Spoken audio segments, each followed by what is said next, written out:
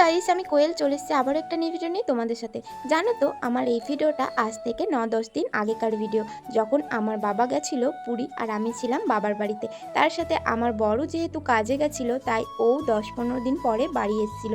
তো সেই দিনকার ভিডিও হচ্ছে এটা।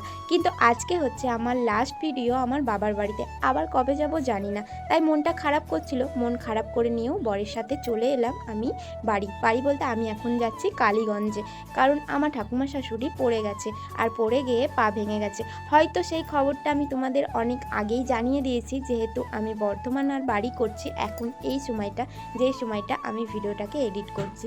তোমাদের আমি ভিডিওর মাধ্যমে অবশ্যই জানিয়ে দিচ্ছি।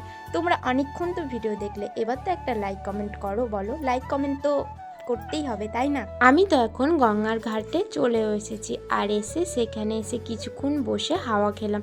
কারণ হচ্ছে আজকে মামুনি এসেছিল আমাদের কাটুয়াতে কিছু একটা দরকারের কারণে।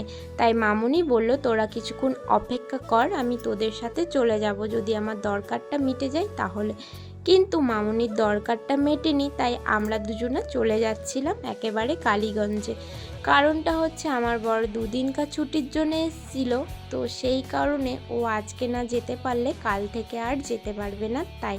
তাই দুজনা মিলেই চলে গেলাম। মামুনি কাল আসবে বাড়িতে, মামুনির সাথে হয়তো আর আমাদের দেখা হবে না। আর মামুনি বলতে আমি কিন্তু আমার শাশুড়ির কথা বললাম, আমার শাশুড়িকে আমি মামুনি বলেই ডাকি। তাই মামুনিকে রাস্তায় রেখে এখন আমরা গ্রামের পরিবেশ দেখতে দেখতে যাচ্ছি। আমার না গ্রামের পরিবেশ দেখতে খুব ভালো লাগে, কিন্তু রাস্তাঘাটগুলো একদমই ভালো লাগে না। রাস্তাঘাটগুলো এত নোংরা, তোমাদের কি বলবো, যেটা আমার একদমই ভালো লাগে না। কিন্তু এই যে ধানের ক্ষেত, জমি, এগুলো খুব ভালো লাগে। যাই হোক, শ্বশুরবাড়িতে গ্রামে হলেও আমি কিন্তু থাকি কাটোয়াতে, সেই কারণে আমার কাটোয়াতে বেশিরভাগ টাইমই থাকা হয়, শ্বশুরবাড়িতে খুব কম। কিছুক্ষণ পরেই দেখা হয়ে গেল আমার দেওরের সাথে, ওর সাথে দেখা করে আমরা আবারও চলে এলাম আমাদের প্রায় বাড়ির কাছে।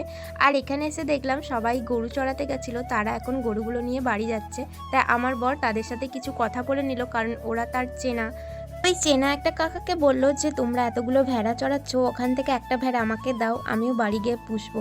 সেই নিয়েই কাকার সাথে একটু ইয়ার্কি ঠাট্টা মারছিল, আর ইয়ার্কি ঠাট্টা মারার পরই এখন তো চলে এলাম বাড়িতে। আর ওই যে সবাই দাঁড়িয়ে আছে আমাদের জন্যে, কারণ ওরা সবাই জানতো আমরা আসবো, সেই কারণে। আর বাড়ি আসার সঙ্গে সঙ্গে আমার বর তো ছাগলগুলোকে নিয়ে একটু আহ্লাদ আদর করে নিল।